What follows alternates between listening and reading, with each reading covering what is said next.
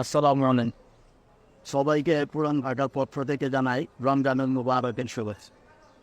প্রিয় মুসলমান ভাই বোনেরা, পুরান ঢাকা আমাদের ঐতিহ্য, আমাদের এক ইতিহাস। সেই পুরান ঢাকাকে নিয়ে আজকে আপনাদের সাথে কিছু কথা হবে। পুরান ঢাকা আজকাল দেখা যায় অনেকে অনেক ধরনের ইউটিউবার বা কন্টেন্ট ক্রিয়েটার রয়েছেন, যারা পুরান ঢাকার ভাষা বিভিন্ন রকমের সহায় করে থাকেন, বিভিন্ন রকমের ভিডিও করে। তো আসলে পুরান ঢাকা এবং পুরান ঢাকাইয়া যারা, এরা আসলে কি এই ঢাকাইয়ারা মানে কীভাবে এরা দিয়ে আজ থেকে 30-25 বছর, 50 বছর বা 2 যুগ পরে কি তারা এখানে আসছে কিনা, নাকি এরা কি এদের হিস্ট্রিতে আরও অনেক আছে কিনা, এই বিষয়গুলো সংক্ষেপে আমার জ্ঞান কম, আমার ধারণা কম, তারপর আমি আপনাদের সাথে একটু শেয়ার করতে চাই। পুরান ঢাকা যারা ঢাকাইয়া আছেন, আমরা এটাকে বুঝি যে আতি ঢাকাই।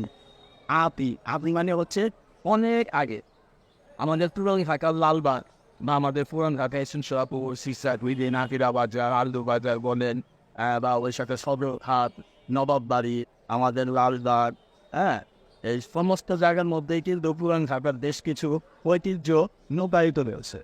আর আমাদের জানা মতে, বিশেষ করে আমি ছোট মানুষ, আমার জানা মতে যে আমাদের এখানকার হিস্ট্রিগুলো প্রায় 4 থেকে 450 বছর আগে।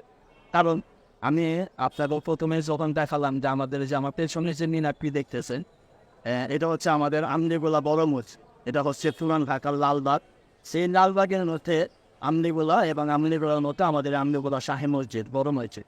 এটি 1800 আনুমানিক, এটা আরও বেশি হতে পারে। এটি 1800 শতাব্দীর পূর্বের এই মসজিদ। 1800 শতাব্দীর পক্ষে আমরা মিস পেয়েছি যে 1800 গেল, এরপর 1900 গেল, এরপর হচ্ছে 2000, এখন 2000 শেষ। তো প্রায় 200-250 বছরের পুরনো এই মসজিদ, এটি আমাদের আদি মসজিদ, আমলিগোলার শাহী মসজিদ, আমলিগোলার বড় মসজিদ। ঠিক এরকম আদি ঢাকাইয়া আমরা। এখন আদি ঢাকাইয়ার সাথে ইদানিংয়ে দেখা যায় 50, 60, 70 বছরের যারা ঢাকার মধ্যে আপনার শাড়িঘর কিনেছেন, বা আপনার ভাড়া থাকতেছেন, বা হয়েছে যুগের পর যুগ, 2-3-4 যুগ হয়েছে, এমন তারা আমাদের ঢাকাইয়া ভাষাটাকে নিয়ে তারা এইভাবে মানে একটা উপস্থাপন করে ইউটিউবের ভেতরে, আপনার কন্টেন্ট ক্রিয়েটারের ভেতরে, যে মনে হয় আমাদের ঢাকায় ভাষাটা মানে একটা মজার জিনিস হিসাবে হয়ে গেছে, মজার ভাষা হয়ে গেছে। আসলে এটা ঠিক না।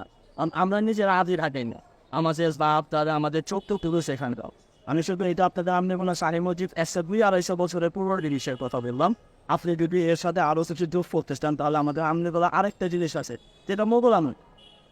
সেটা হচ্ছে আমাদের আমনেগোড়ার থেকে এই পুরো বাম পাশে পড়ে খান মোহাম্মদ মৃধা মসজিদ।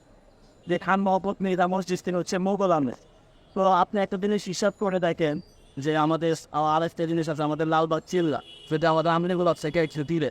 তো এই লালবাগ কিল্লাও আছে। তো এগুলো সব মোগল আমলের। এখন আপনি যদি মোগল আমলকে হিসাব করেন, তাহলে বিষয়টা দেখা যায় যে মোগলের পরে আপনার ব্রিটিশের পরে আপনার জমিদার প্রথা, এরপর নবাব প্রথা, এরপর আসলো সর্দার প্রথা, হ্যাঁ, ও সমস্ত কিছুই এখানে কিন্তু প্রায় 4-4.5 বছরের একটা হিসাব কিতাব। তো এখন ঘটনা হলো যে আমরা ঐতিহ্যকে ধরে রাখতে চাই, কিন্তু আমাদের কৃষ্টি কালচার এগুলোকে বিতর্কিত করে নয়, এগুলোকে আপনার মানে অন্যরকম মজার পাপড় হিসাবে তৈরি করে দেখাতেন।